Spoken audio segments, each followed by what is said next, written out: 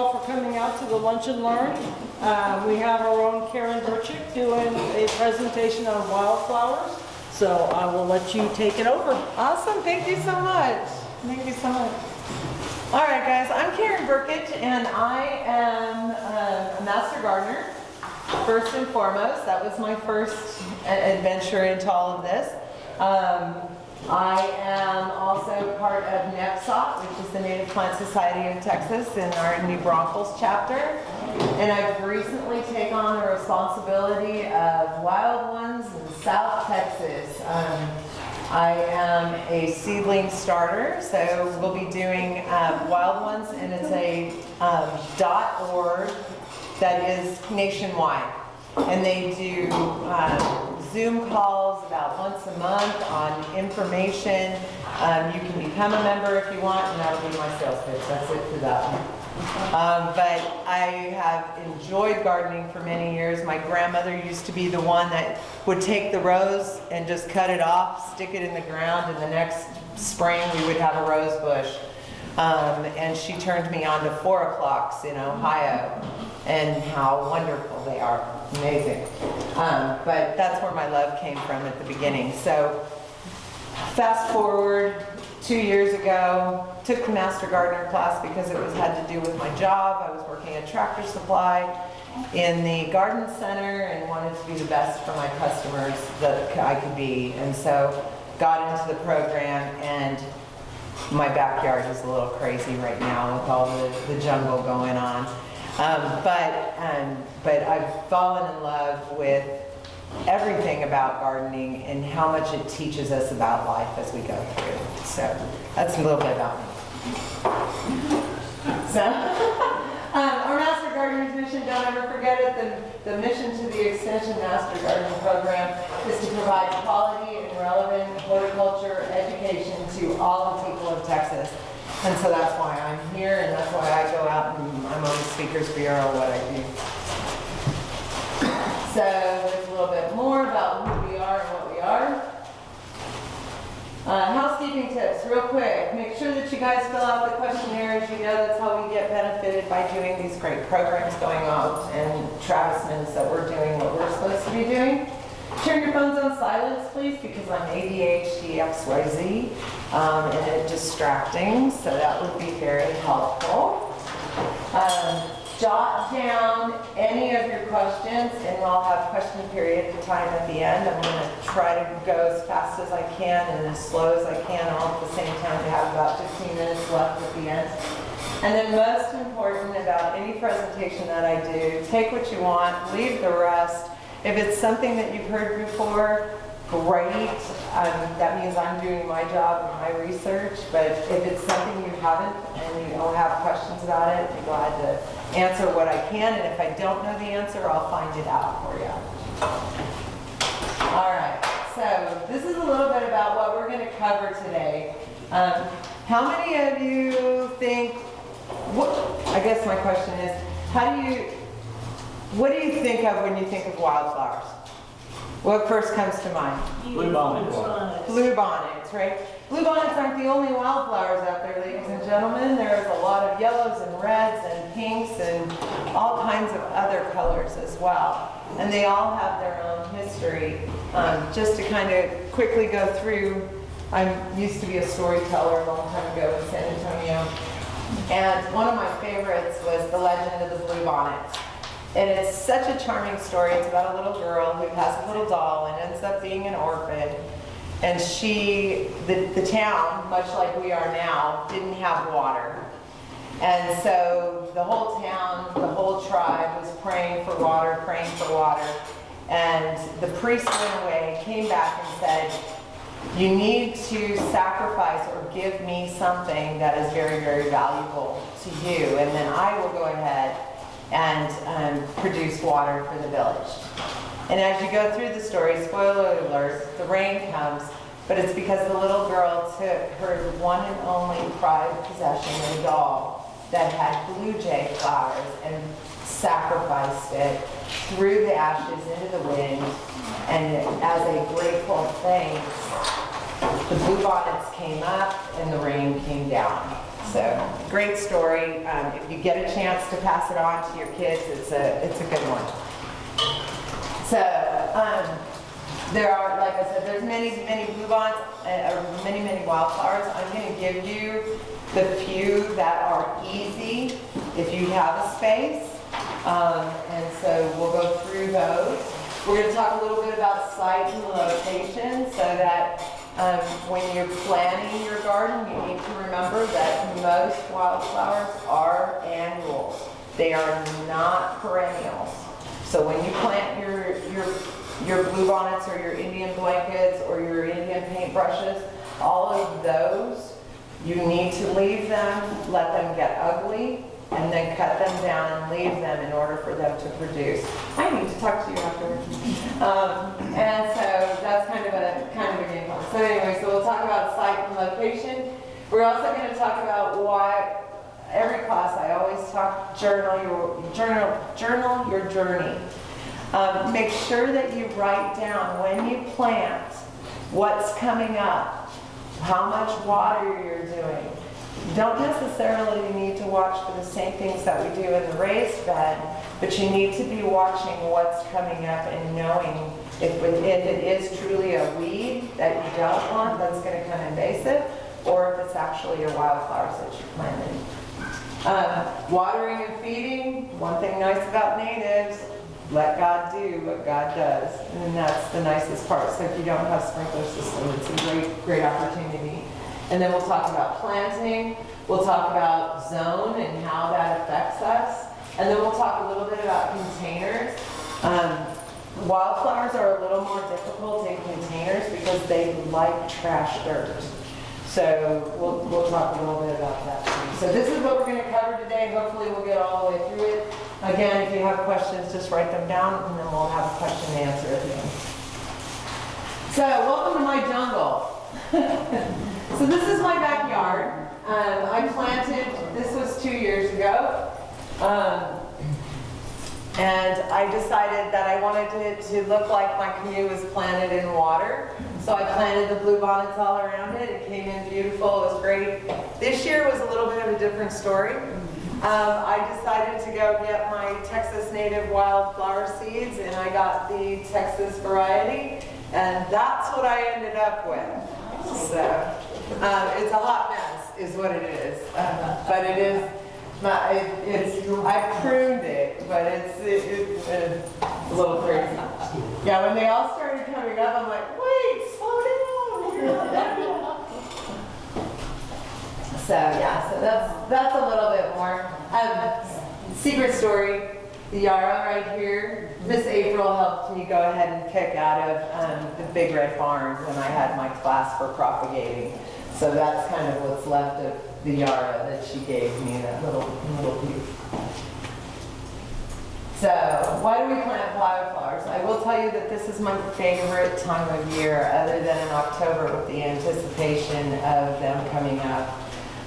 Seeing them on the side of the road and knowing that with this little water as we have, we've got these big blooms and they're everywhere and it's amazing. They're not as good as they could be, but they're there. But we plant them because of the pollinators. So my canoe happens to be on the other side of my yard from my raised garden bed. And so I have a lot of pollinators. When we think of pollinators, we typically think of bees, monarch butterflies, some of the pretty things that are in the garden. But you have to realize that anything that flies around, anything that has little tiny wings that's carrying it from plant to plant is a pollinator, even the ugly June bugs that come in the house.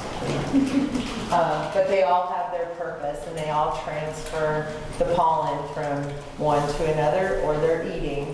So, and with all of the development we have in the area, we can't have enough pollinating plants to replace everything that they're taking away from the soil when they go ahead and they put in all these subdivisions. We've got some crazy stuff going on in New Braunfels right now, and actually some of the subdivisions have ceased building because of the water shortage.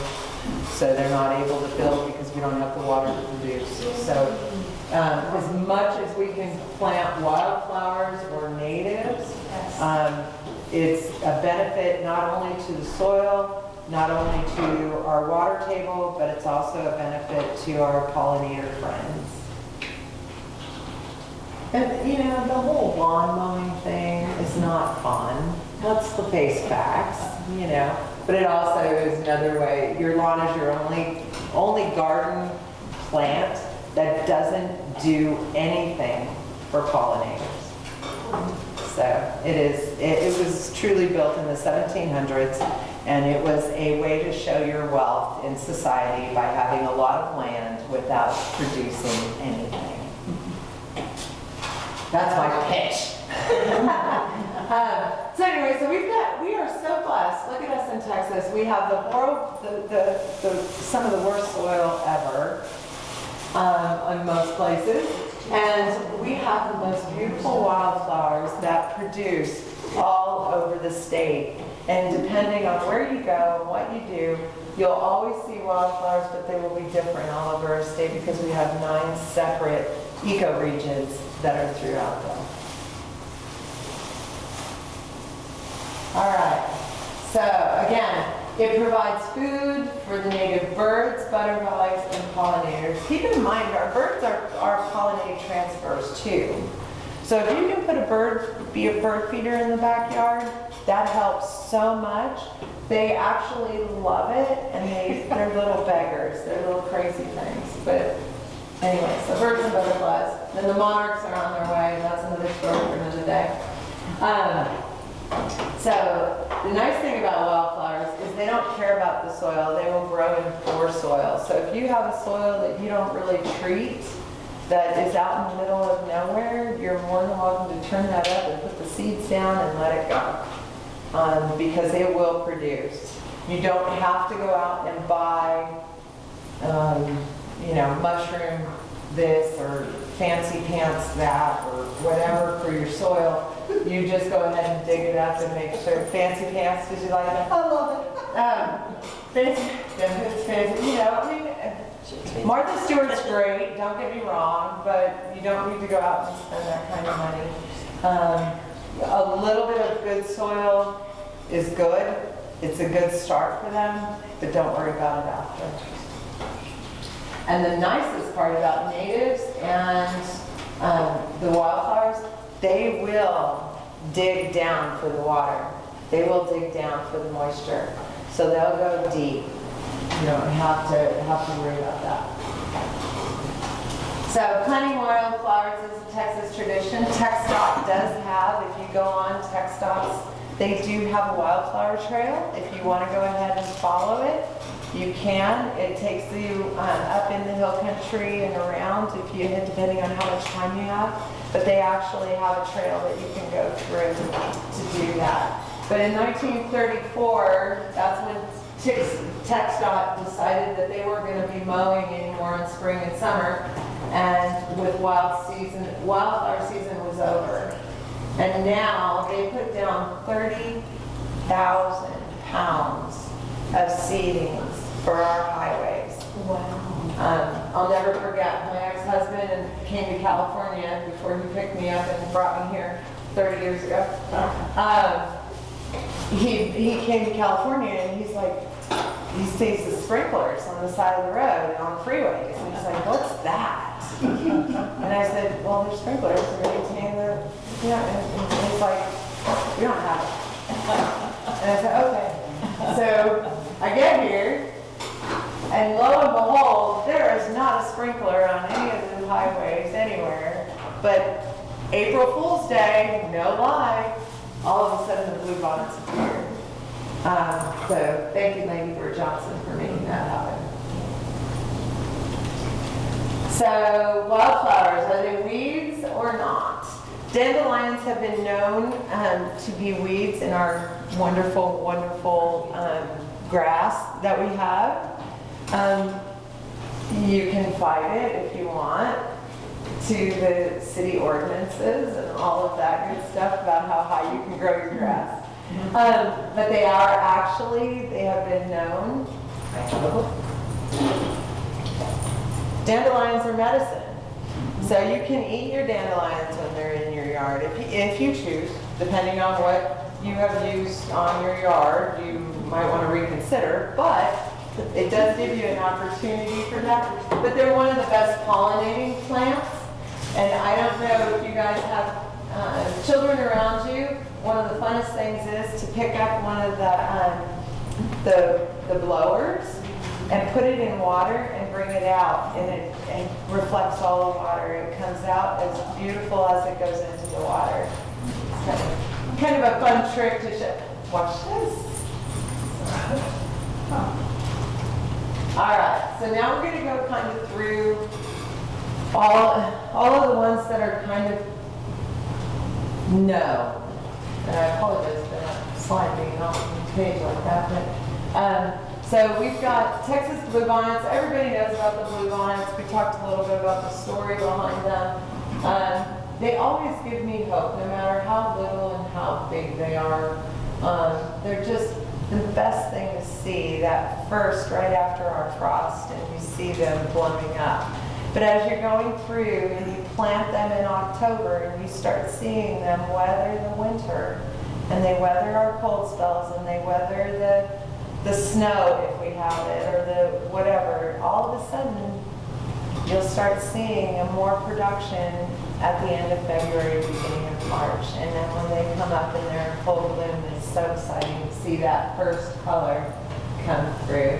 They get to be 18 inches tall, not this year. But if you water them enough, if you want to water them, they will. So you just kind of got to produce the water if you want to, or you can let God do what God does. But when they die and they get ugly, and then they get their little seed pods on them, and the seed pods open up, do not pull them. Let them reseed themselves, because again, they are annuals. If you pull them up, they're gone. Okay, so, and it is not against the law to go and cut bluebonnets off of the side of the road, just so you know. All right, Indian paintbrushes, they're another one that is just amazing.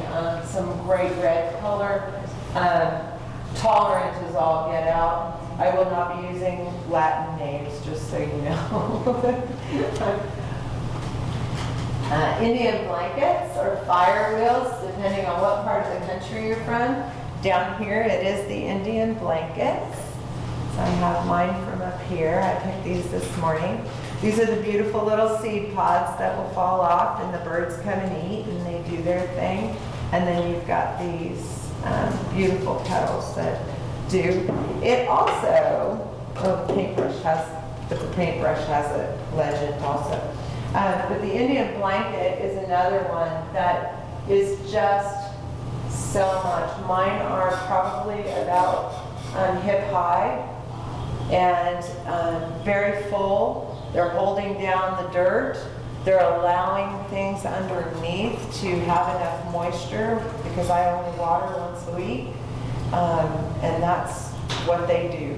So just keep in mind, you put down a bunch of seeds. As you saw from my picture, you get a bunch of flies. All right, evening primrose. This was a nice surprise. I had went ahead and bought, and I get nothing from these guys at all.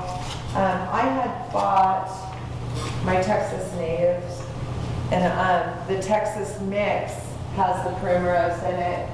And it was such a wonderful surprise, because I let it go and I didn't know what it was. And everybody gets them in their lawn and they're immediately pulling them because they think they're a weed. They're actually a Texas native. So you'll see the pink evening primrose. I just planted some yellow. And so these guys come in different colors too, very heat tolerant. Yesterday didn't do anything to them. They just look as beautiful as they are today. Mexican hats, and these are fun. Little cone-shaped flowers, June to September, so you'll have your garden color, even in the heat and the mist. And then, of course, they get 2 to 3 feet tall too, on a good day. So those are kind of a fun. Again, you notice that each one of these is full sun. Blazes, full sun. Texas, full sun. Okay? But these are kind of fun. I love watching these two. These are great. and our little rain lilies.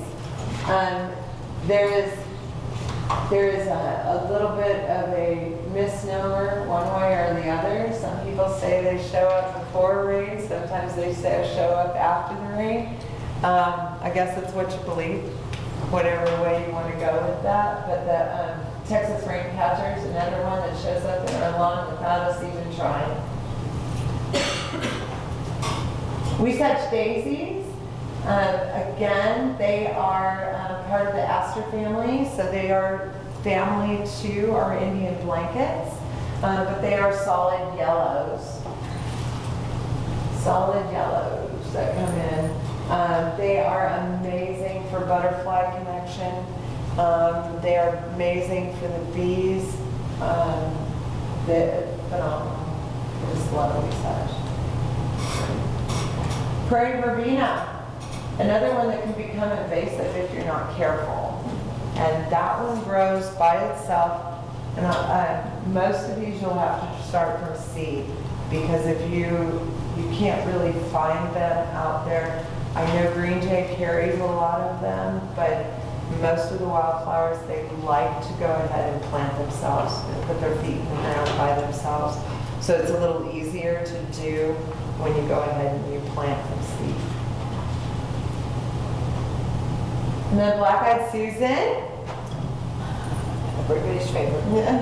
And they're just so beautiful, and there too, they get up to about 2 to 4 feet. Mine are kind of going overboard in the back row, but they're sure making a showing. And they are just attractors, not only to the bees and the butterflies and the moths that come through, but also the hummingbirds tend to try them out and see what's going on. It's like, what is this little bit here? And then of course our sunflowers. People don't realize, one of the things that I'm trying in my backyard right now, I have a neighbor that has a dog that antagonizes my dog. And so I'm using it kind of as a fence line. Since my dog's outside in the summertime more often than in the winter, I'm using it along the fence line real tight.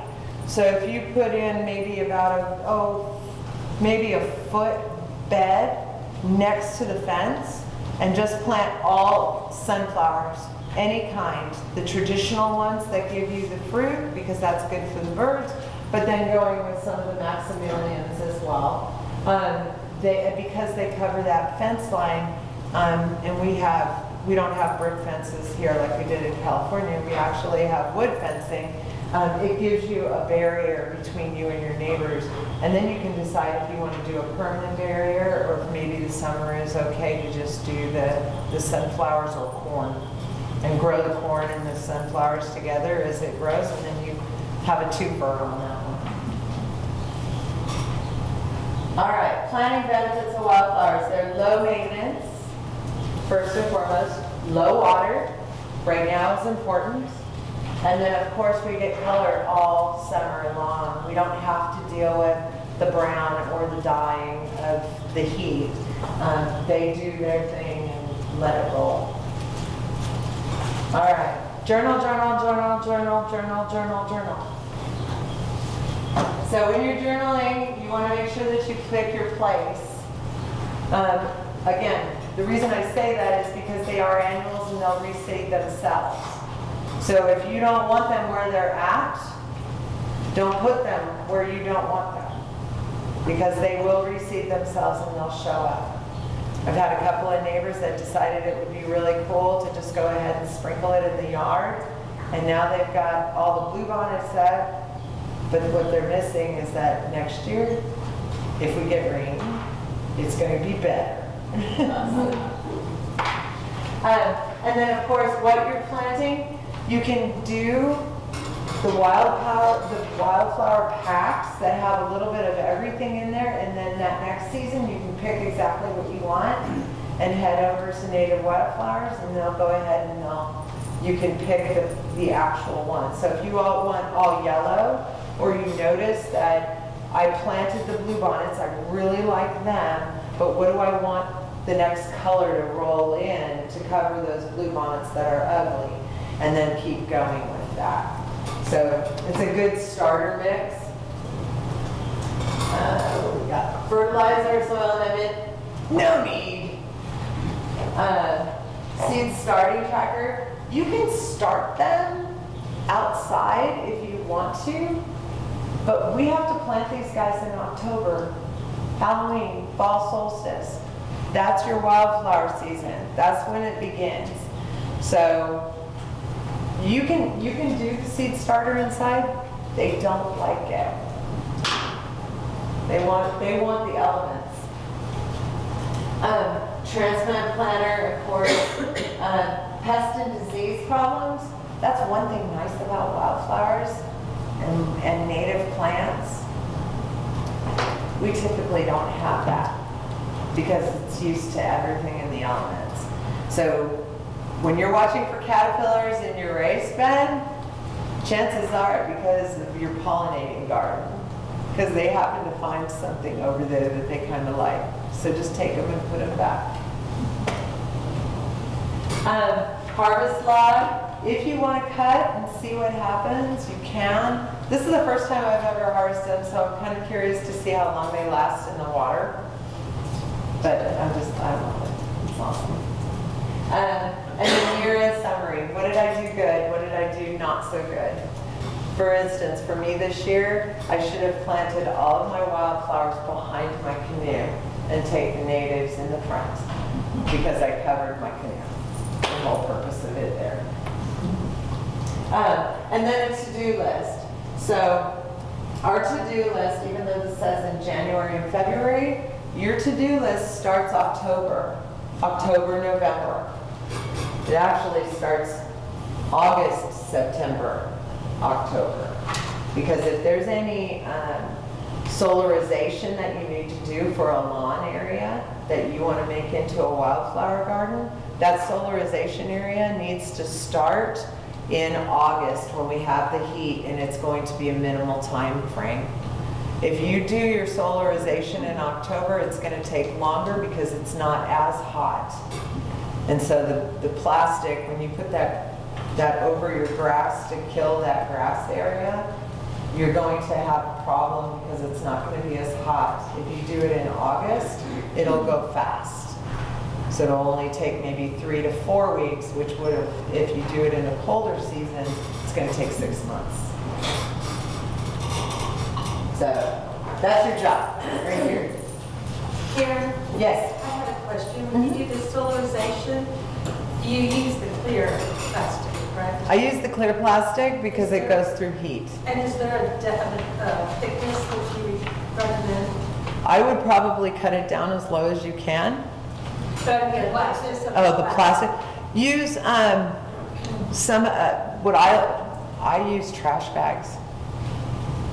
And you can do the black, but it gets really hot. It gets super hot. Probably kills microbes. Yeah, it'll clean, yeah. So the soil then you're gonna have to treat at some point before you plant your seeds. You know, at least give it some basic fertilizer of some sort. But you wanna make sure that that grass goes away. I have Bermuda grass and it's just not my friend.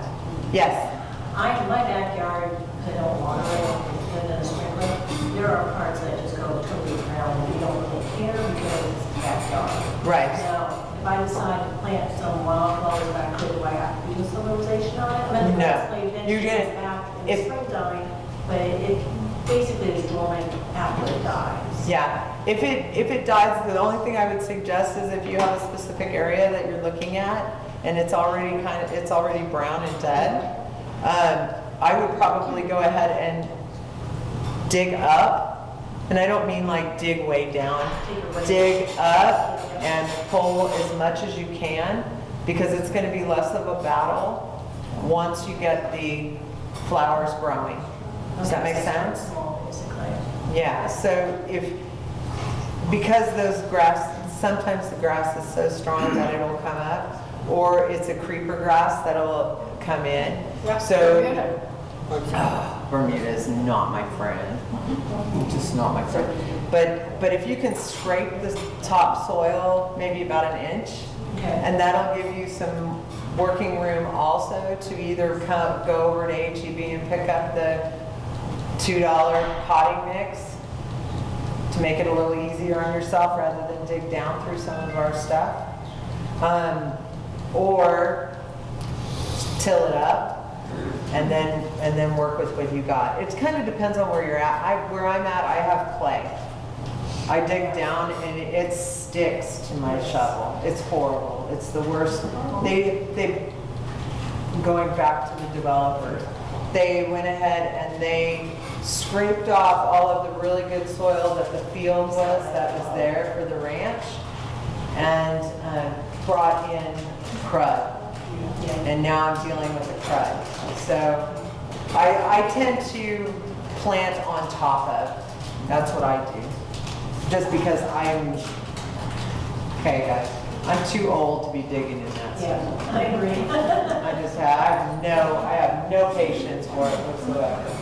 And you think you do that around August, September timeframe, and that kind of stuff? Yeah, you want to work the soil in August and September, And then plant? and then you're going to be planting in October. Okay. Just like you did it. How many of y'all planted your pumpkin seeds so you can harvest by Halloween? No. Yeah. Mother's Day, harvest for Halloween. All right, sorry, a little tangent there. All right, so when and where to plant, like we were talking about, October, autumn equinox, solstice, whichever you want to call it. In the month of October is when you want to plant your wildflowers. That gives us the potential for rain, cooler weather, and it allows that 15 to 75 days for germination. I will tell you that bluebonnets germinate when they want to. Yeah, sure. They do not have a typical germination. So if you don't see something in a couple of weeks, don't panic. She's just taking her time. Not a big deal. If you want to push forth on some of the germination for bluebonnets, you can put them in warm water, not hot scalding, not super lukewarm, warm water, and let them sit for about 3 to 4 hours, and then plant them. That'll stimulate that. And you can also scar them, but that's just that's just tedious. Yeah. So in October. You soak them in October? You can soak them in October. We did it out at the Lady Bird Johnson's ranch, and we soaked them and then planted them in granite. Crazy. Talk about ugly soil. And then location, location, location. Make sure that no matter where you put it, that it's well drained. You don't want to put it into a wet garden. You can do that, but the wet gardens, there's specific plants that you need to plant in there. Wildflowers is not one of them. If you think about where we see wildflowers when we see them, they have nothing to do with wet weather at all. All right, so get your timing right. September to December for zone 9, that's us. That's when you want to go ahead and you want to make sure that you're planting your seeds. So going back to the question, August, September, prep your area so that you know what's going to go in there. And then you get ready and you go ahead and plant in October and November. And whew, come April. All right. So can you just throw them down? Technically, yes. But you do want to go ahead and kind of prep the soil. If your soil is really trashy, or you notice that it's real compacted, you might want to go and get the cheapy potting soil, potting mix. It's $2.50 at HEB, I think, right around that. And just get it and lay it out, rake it out, let it blend with the regular soil, and then you can plant your bluebonnets after that, or plant your wildflower seeds. Just gives them a little bit of a boost, gives them a little bit better of a chance to do their germination that they need to do. Native Texas mix, they're off of 1102 and 35. You can actually go and pick yours up. You don't have to have them delivered to the house. You can go and actually see what they have. They'll even you can tour the little seed area that they have there and how they put all the bags together. Very nice people, Monday through Friday only. Where was it? It's off of 1102 and 35. It's kind of funny, they're next to a plastic turf place. And it's called, Yeah, it's a native Texas, native Texas seed, Native American seed. Native American. You can go online and look up a Native American seed, and they have the catalog online. Great people, and they've been doing it for years, and they're actually out off in Leakey. They have their actual farms out there. So, takeaways. Bluebonnets like bad soil. Yay! Over time, we've learned that sowing them directly in the decomposed granite has been the best success. If you can put decomposed granite down and make a path or a walkway, and then you can, that double duties, right? So you get a twofer on that one. In the spring, it's a beautiful river of bluebonnet seeds in your granite. And then in the summer, when they're all gone and they've replanted themselves, you just go ahead and cut them back, and you can walk on the granite as a path through your yard. So it's a double duty. Bluebonnets need full sun, as you can tell.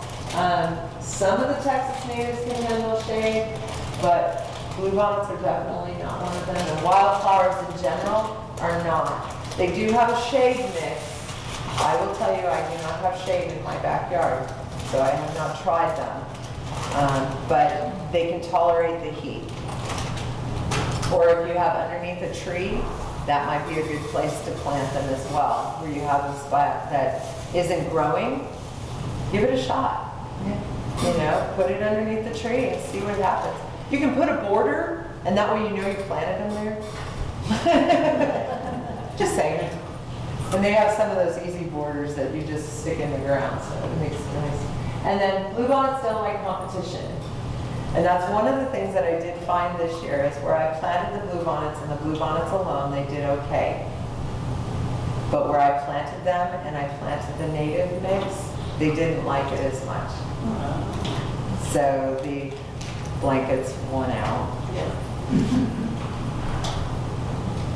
All right, so your site selection, as you can see, you can go from a traditional backyard of mowing your grass on a regular basis, or concentrate on the small area of grass, and then that area that maybe you don't have sprinkler system, you don't have anything in, think about doing something like this. How cool would it be to wake up every morning in the summer when it's hotter than heck outside in your air-conditioned house, and you look out and there's this beautiful array of color.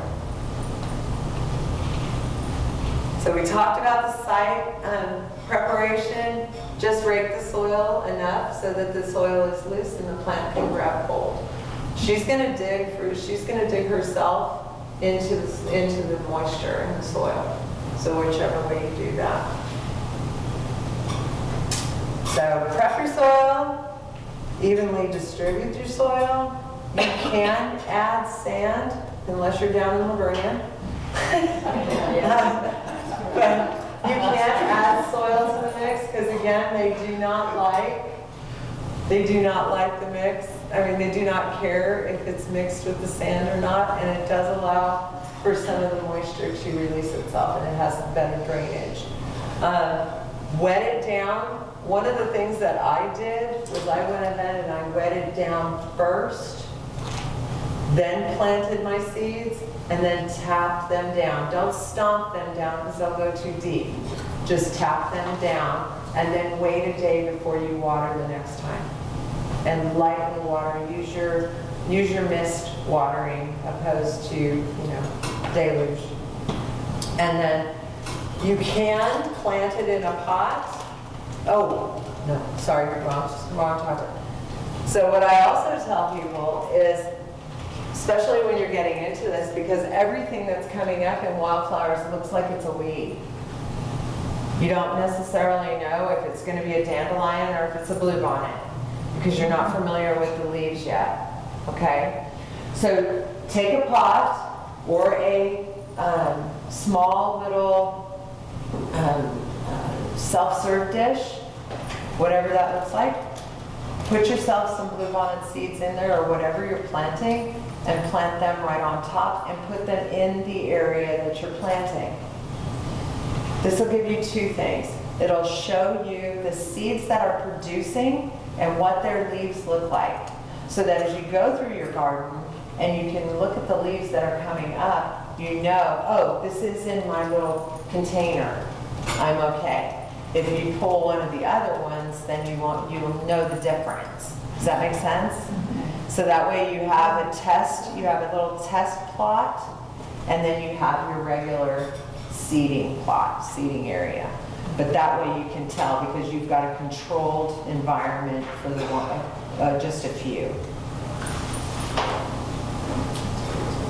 So, and if you see, if you're out in the garden and you're in the granite, and you see that come up or this come up, we know that this is bluebonnet.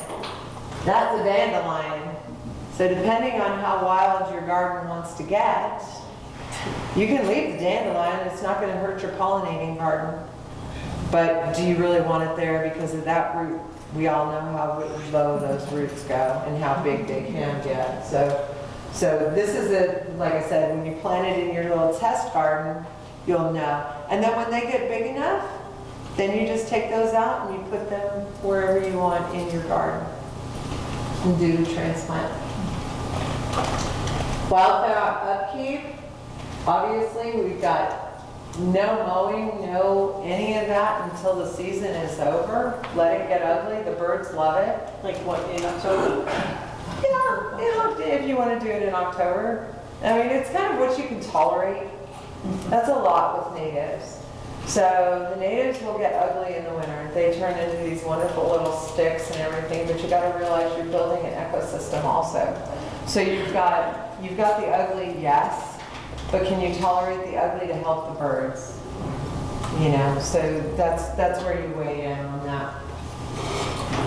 When you do mow, if you've got a big enough space to mow, you're going to mow it at 3 or 6 inches. So it's not going to be real low. You want the growth to still be there. And then, of course, it helps transferring the wildflower seeds. Don't fertilize, and then water only if the drought gets really bad. But if the drought gets really bad, then we can't water. So sometimes it's just, like I said, with a lot of the wildflowers and the natives, that you want to make sure that you let God do what God's going to do. But do not start planting now. This is not a good time. All right, so wildflower wrap-up. So we talked about, yes, you can just throw them down, but it's a good idea to condition your soil. If you want to chance it, I've done it with the grass seed. Didn't work so well. I didn't condition the soil. So condition the soil a little bit. At least get out there and rake and tossle up the dirt so that it can do it. And yes, I said dirt, not soil. Site location, make sure that if it's sunflowers, if it's most of our wildflowers in Texas, make sure that you go ahead and you plant them in sun direct. Write down everything, that way you can document so that you can change it from bluebonnets to Indian blankets if you want to do that. And then of course the planting, come October, Halloween time, that's when you need to be thinking April and bluebonnets. Watering and feeding, we talked about that.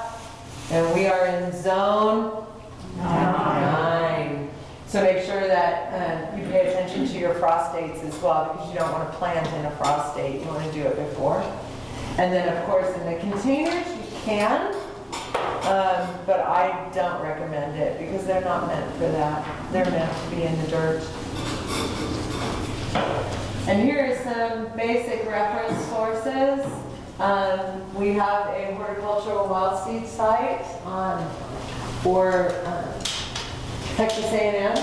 And then of course Lady Bird Johnson's Wildflower Center. If you haven't gone out there at any time during the year, do so. Tuesday nights, they typically have music and you can sit in the garden and enjoy. And so that was one of the first things I did, is I went ahead and I became a member of Lady Bird Johnson's, and then I can go out there anytime. And they also have plant sales that are all native plants, so that's kind of a fun place to go. All right, any questions? Yes, ma'am. I just wanted to, and for people who are new for growing bluebonnets, they usually start coming up in December in my yard. And don't freak out because you don't have to cover them or anything. Amazingly enough, that tiny tender plant makes it through every frost and cold snap and freeze that we have, and I get tons of bluebonnets every year. But this was my lowest, one of my lowest years, I think, because of the rain. But yeah, a lack of rain. But yeah, if you see them coming up, do know what they look like so you're not walking all over them. But I'll tell you, mine come up so early that when my husband's put up Christmas lights at right after Thanksgiving, I have to tell him where he can walk and where he can't walk because the bluebonnets are already coming up, and they make it through the whole year. But then I don't take all my leaves off either. I wait and take the leaves up after the last frost. Well, I have to tell you, you were an inspiration to me last year when you brought in all of the Oh bluebonnets. gosh, I had so many. I was like, holy cow. And my bluebonnets, they do compete. My evening primrose and my bluebonnets, I had so many of them. I had the tallest bluebonnets and the tallest evening primrose that I've ever seen because they were both trying to outdo each other in the front yard. So they were like knee high across the whole wow. Oh, that's awesome. Yeah. Yeah, I'm one of those. Yeah, that's awesome. Mine's the wild English garden, like the crazy person went out there and started the seed thing. That's me. Yeah. No, your picture was very prim and proper. Well, that's one of the things that we have to deal with the HOAs because beauty is subjective. And I was raised with my grandmother, like I said, going home in August, and her whole front yard was literally a little picket fence, and she threw everything in there. There were hibiscus, granted it was Ohio, but she had everything in her front yard, and that's beautiful to me. But unfortunately, in the HOA world that we live in, we've got to change that way of thinking because of the water situation right now. And so if we can get more people doing that,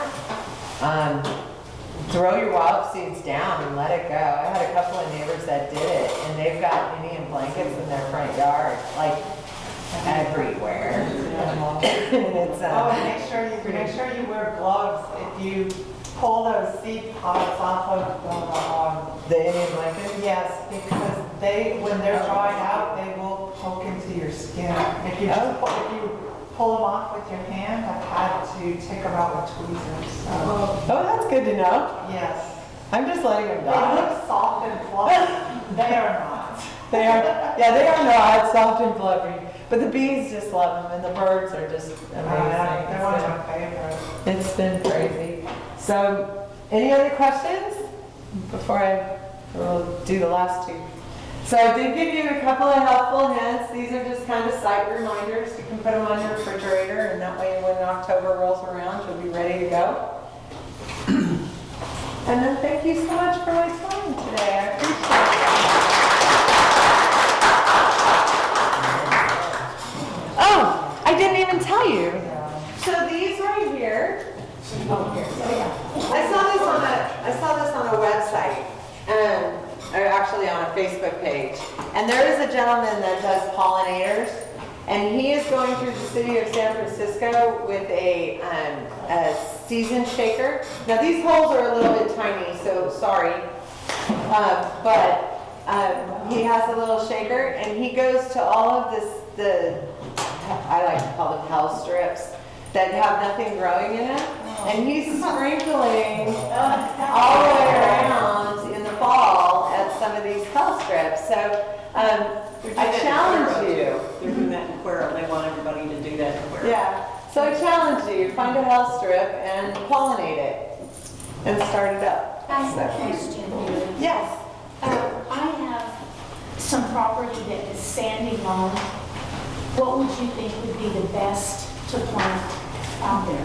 I probably would start with one of the native mixes and get out there. Pay attention to what's already there. What's growing? Is it just grass, or are there a few flowers popping up?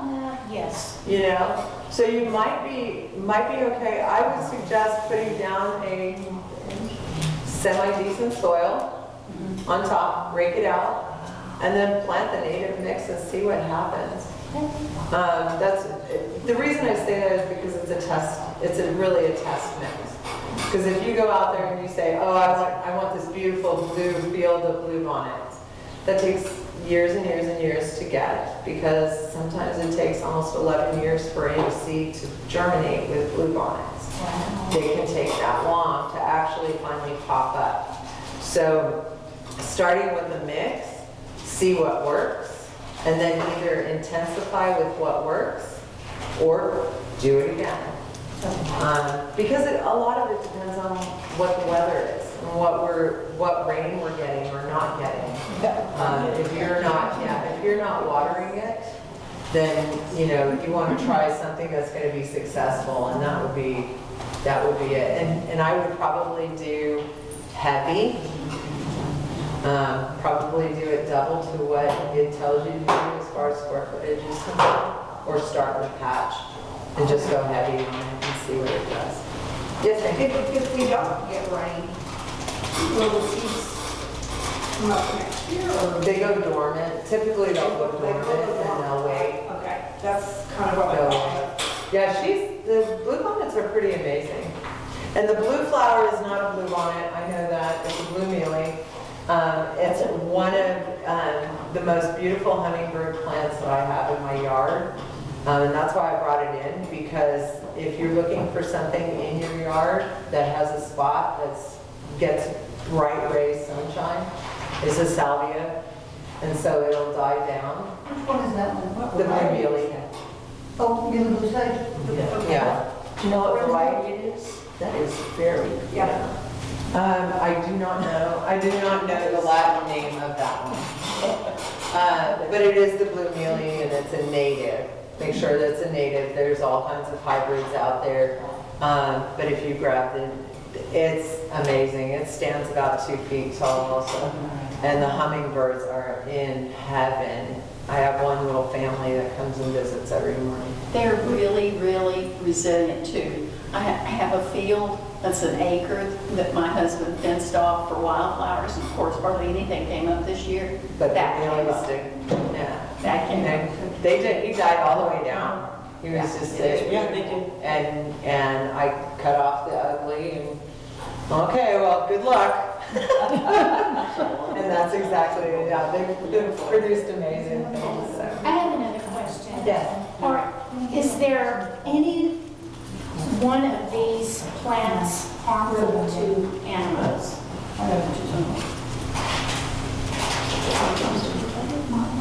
I don't want to say no, because I don't know.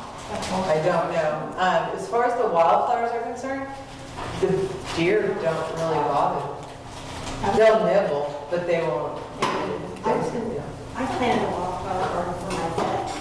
Mhm. And the one plant that she told me I put in it, 'cause it was in San Marcos, were bluebonets because they are considered poisonous, which is interesting if you think about it. Maybe not the leaves, but flowers. And you can see that if you look at a field, there's a whole field of bluebonnets, and the cows do not graze them. Yeah. But she said, Kay, you can do any of those things, but, because I said, how about some bluebonnets? And she was like, no, it's poisonous. Yeah, so, and I hate to say yes or no, because I really don't know if there's one or not. My dog doesn't bother anything other than trying to trample through to get to the dog on the other side of the fence. So, but anyway, so, again, thank you so much for your time today, I appreciate it. Oh, That was what I said to my brother yesterday, so, yeah. We'll be at Seguin Library in a couple of weeks, or in 4 weeks. So if you want to hear it again, or need a reiteration, please feel free. And thank you very much. Let's start this one.